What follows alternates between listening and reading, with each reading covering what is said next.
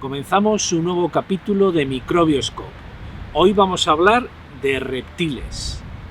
Vamos a hablar de los varanos. Los varanos son algunos de los reptiles más grandes que existen. Algunos varanos pueden llegar a pesar más de 70 kilos y de medir entre 2 y 3 metros.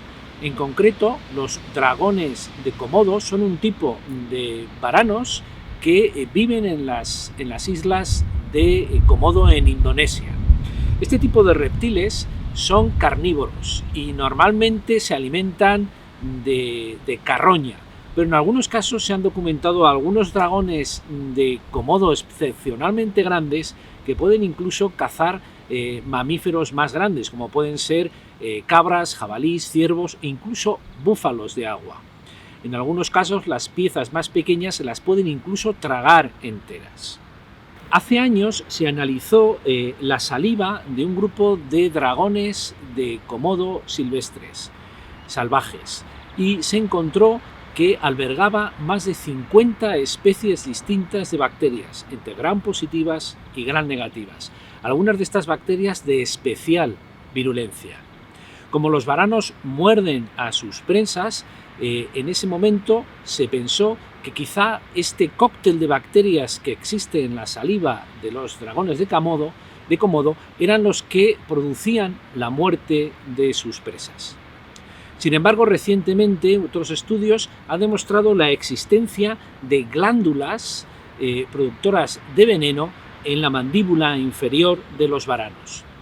Estas glándulas producen un cóctel de proteínas tóxicas que algunas de ellas pueden llegar a paralizar la musculatura, disminuyen la tensión arterial e incluso tienen propiedades anticoagulantes.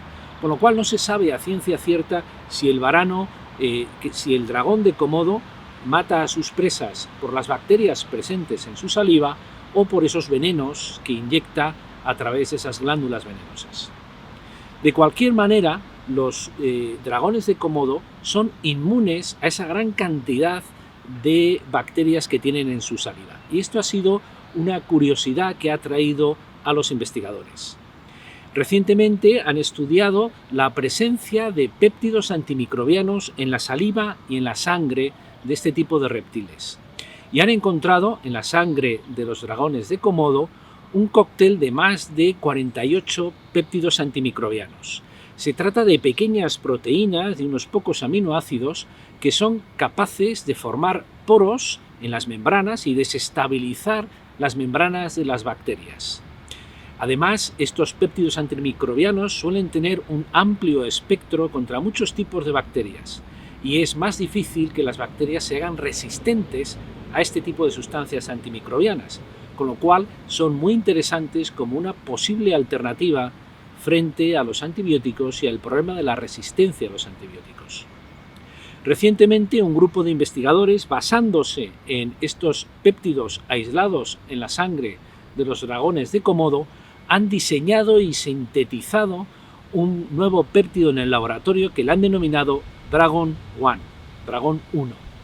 Este nuevo péptido se ha visto que tiene una amplia actividad antibacteriana frente a bacterias gram positivas y gram negativas, pero es que además es capaz de inhibir la formación de biofilms o biopelículas que pueden formar algunas bacterias como Pseudomonas o Staphylococcus. Además, este péptido Dragon 1 tiene ciertas propiedades cicatrizantes y curativas de las heridas. Por eso estos autores han propuesto que este péptido Dragon 1 o derivados de este péptido podrían llegar en el futuro a utilizarse como pomadas antisépticas para la curación de heridas infecciosas.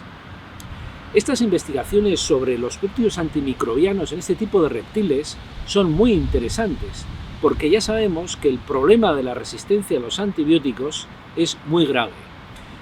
La Organización Mundial de la Salud viene anunciando que las infecciones por bacterias resistentes a los antibióticos puede ser la próxima pandemia del siglo XXI. Se calcula que hoy en día más de 700.000 personas cada año mueren por bacterias resistentes a los antibióticos. Y es probable que para el año 2050 muera más gente por este tipo de infecciones que por el cáncer.